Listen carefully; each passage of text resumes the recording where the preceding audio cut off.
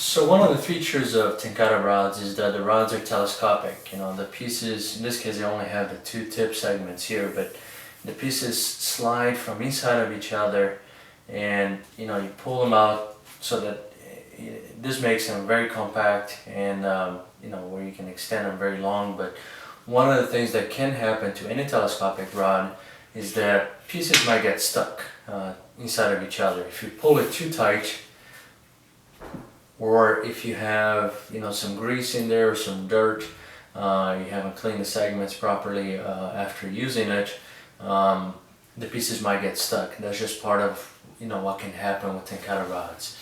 Now, normally what I would have done if a piece is stuck, I would have, you know, with this still inside of the rod, I would have just tapped it down. But you can see here that there's a risk that when I'm doing this, you know, the rod could have some sideway pressure that will crack it or break it. I've been using one rod for over a year. I haven't had a problem yet, and I've got several pieces to come apart that way, but I can see that there's a risk in doing that. The other method that you might have seen around is to use a little rubber pad to increase the traction that you have on the stuck pieces. And with this little rubber pad, Tenkara sells it as the tip grip. You can put, you know, a little bit more force while pushing it in, but sometimes I consider there's also risk that could possibly snap the pieces if you're not very careful, if you don't have a lot of experience. And if the pieces are very hard, very well tied together, it might be very hard to get it unstuck with either method. So on a recent visit, Dr. Shigaki taught us a really cool method for getting pieces unstuck, the ones that are very hard. All you need is a rubber band. So with this rubber band, so here I have the tip that is inside the second segment, and what I'm going to do here is with the rubber band, I'll tie a knot around the thicker part.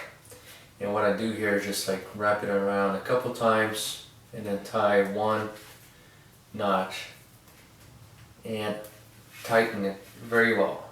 You know, just get it very tight, and with two loops, you know, on both sides.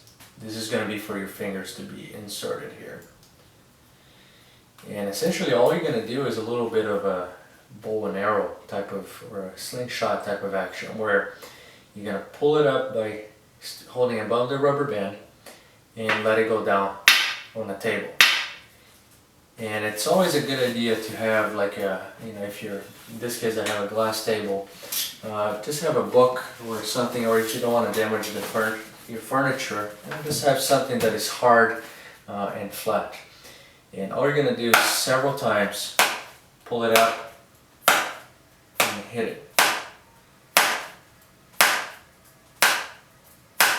And if the piece is really, really hard stuck, I mean, this I had put a lot of force. You might take 10, 20 taps even, but it will come down. I mean, the tip here just came down just by doing this very simple method.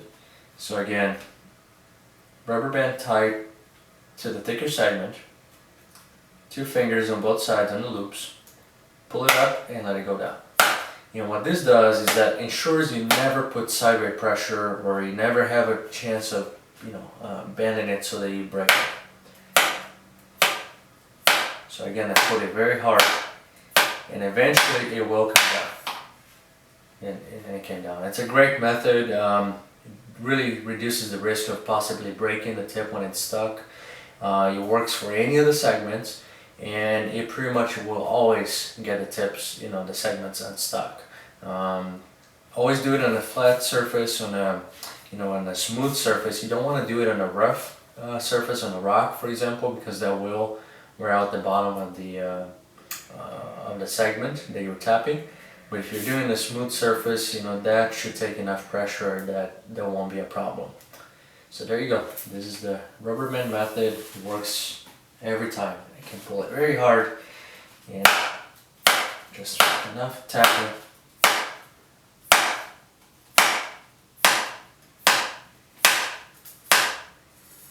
And it comes down.